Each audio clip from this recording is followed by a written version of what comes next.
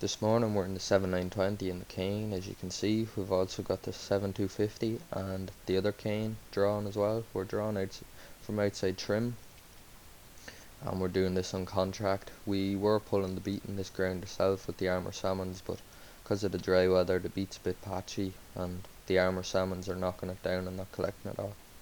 So the man we're working for got in another contractor with a squeeze wheel machine which is doing a very good job, and we're just drawing it back to your man's yard for him.